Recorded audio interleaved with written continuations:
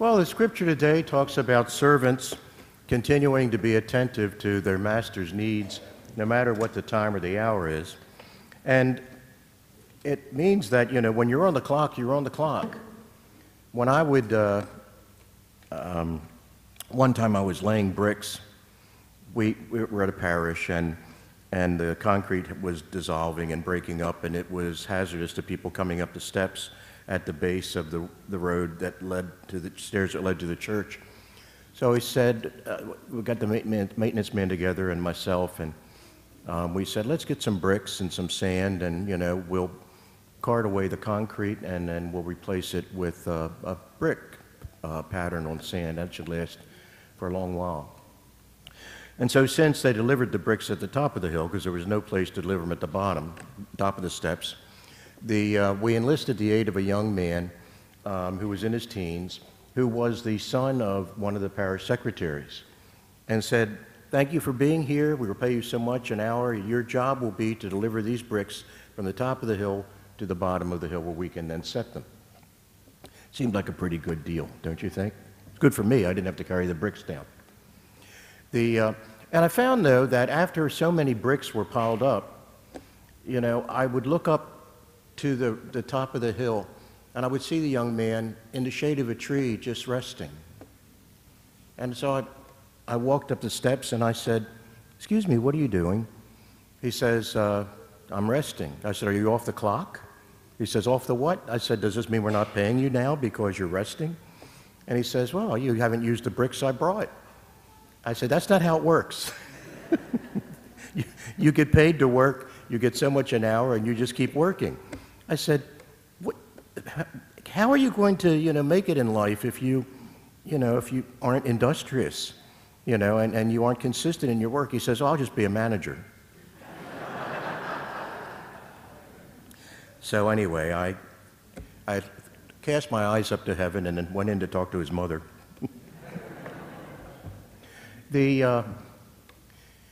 The scripture passage that we have today talks about being ready, always being ready.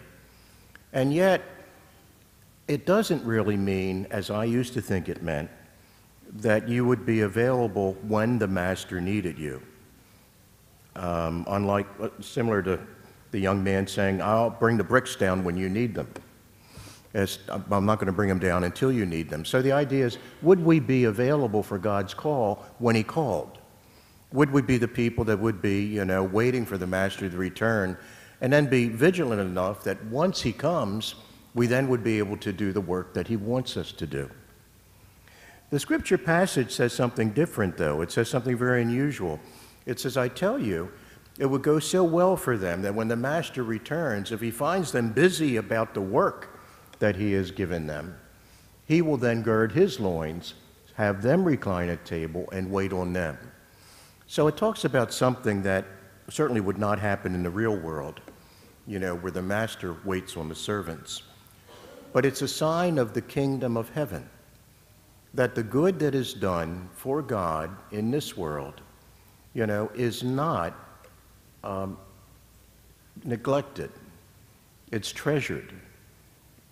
At one point, Jesus said we should be so consistent in our serving God.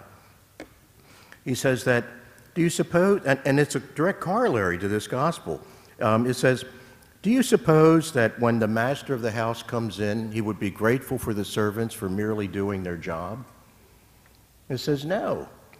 It says, in the same way, after you have done everything that God has asked of you, you should say, we are, simply servants. We have only done what was expected of us.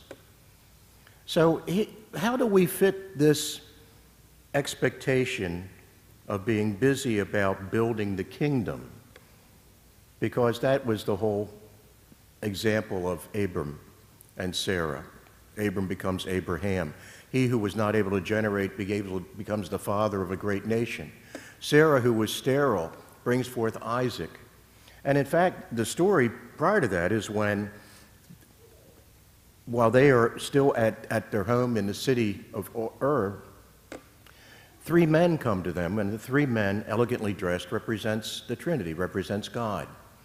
And what happens is when Abram sees these guests coming, He says, hurry, being attentive to the task of hospitality, which was an obligation to greet the stranger and to minister to them.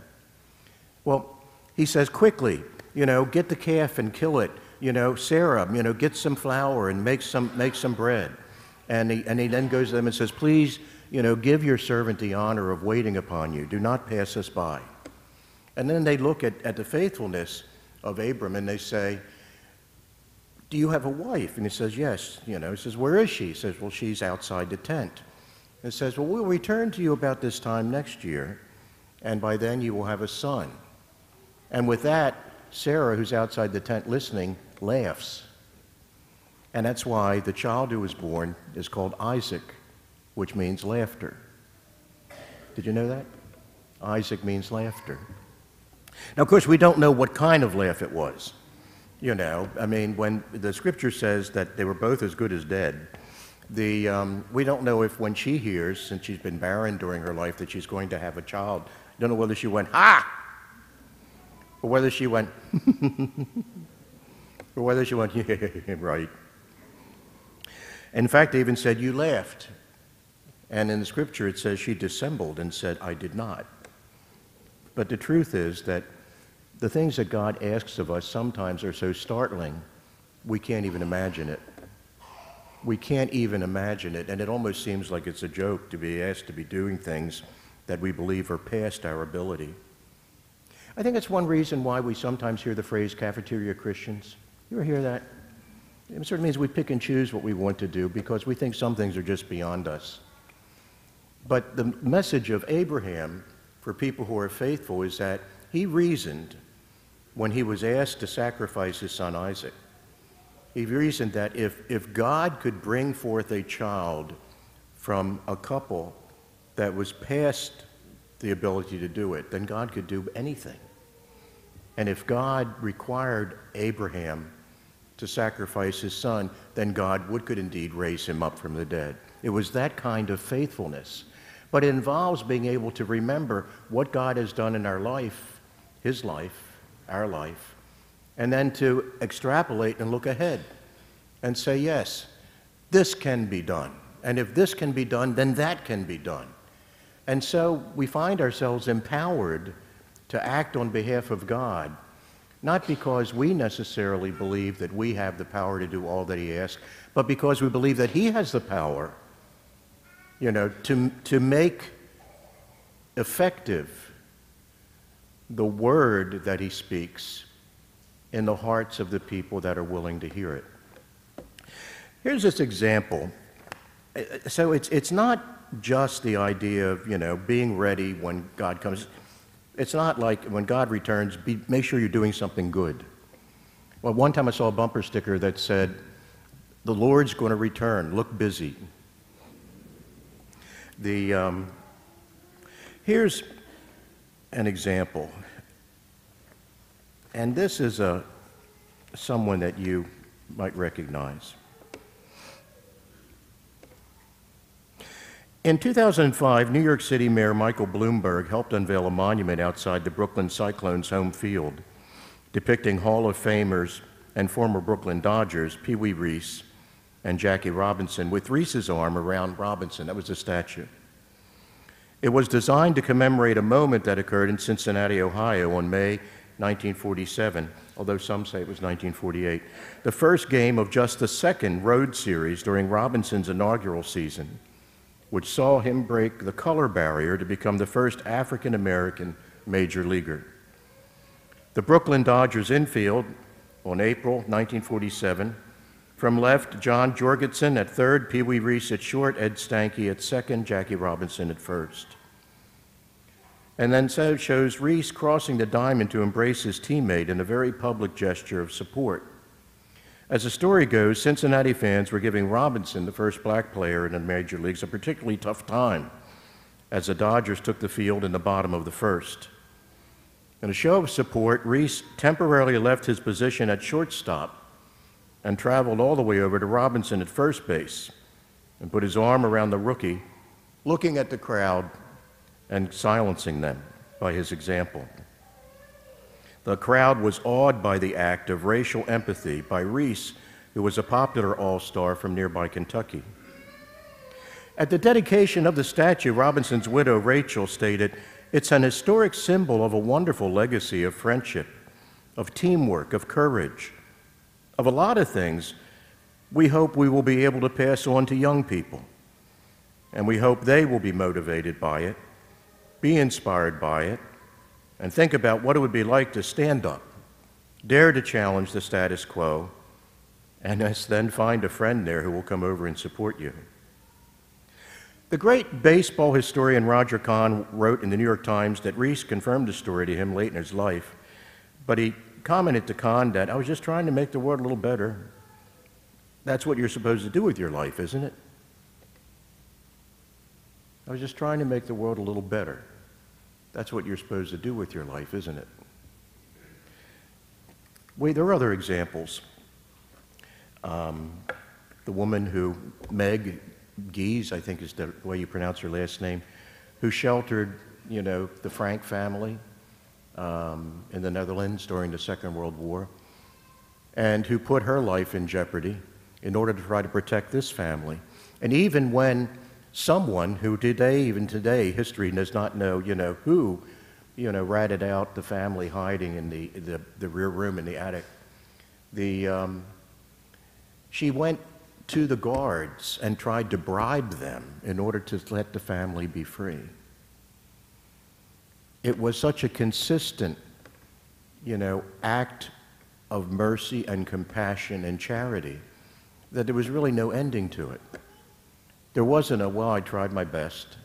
Well, nothing can be done now. No, if something could have been done before, then something can be done now. And she continued to try to work on their behalf. Anne Frank, as you know, died in the concentration camp. But it was the legacy of this woman that still speaks to us today, who thought that compassion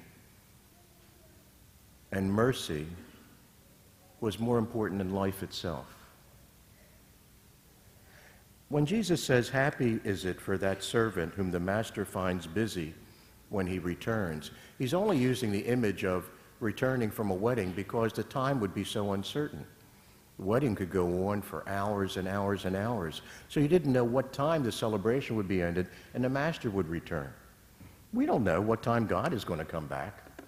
If he did come back already, we missed it. And we're the most foolish of people. But more foolish than missing the return of God, which I say facetiously, is if we acted as if God was not going to return in our lifetime.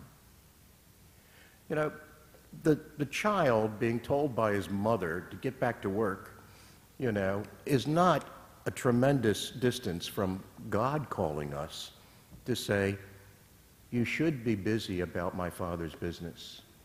You should be striving to build the city of God.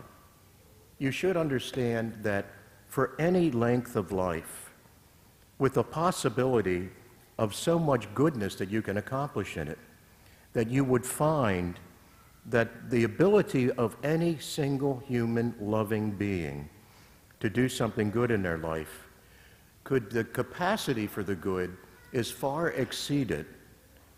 The capacity for good far exceeds the length of our lives. The capacity to do good far exceeds the length of our lives.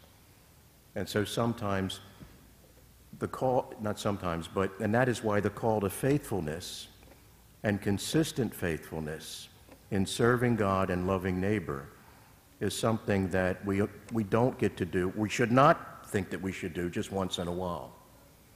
It's what we must be about constantly. And that's going to take courage, as a matter of fact, won't it?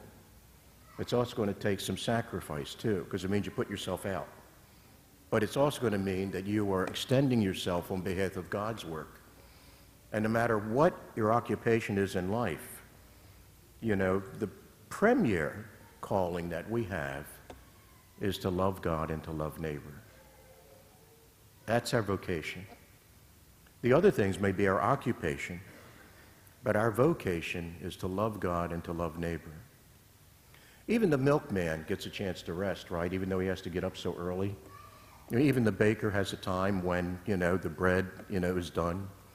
You know, the butcher, there's all a time where people, you know, turn off the lights and lock the doors and their shop is closed and their work is done until the next day. Or if they're lucky, a couple days because it's the weekend, the Sabbath. You know, but the work that God calls us to is never ending because it's always needed. There's never a time where it's not needed. And like with Jackie Robinson and Pee Wee Reese, Branch Rickey, who had the whole idea in the first place, you know, the evil had to be confronted on a continual basis so that then people could move on. So that's it.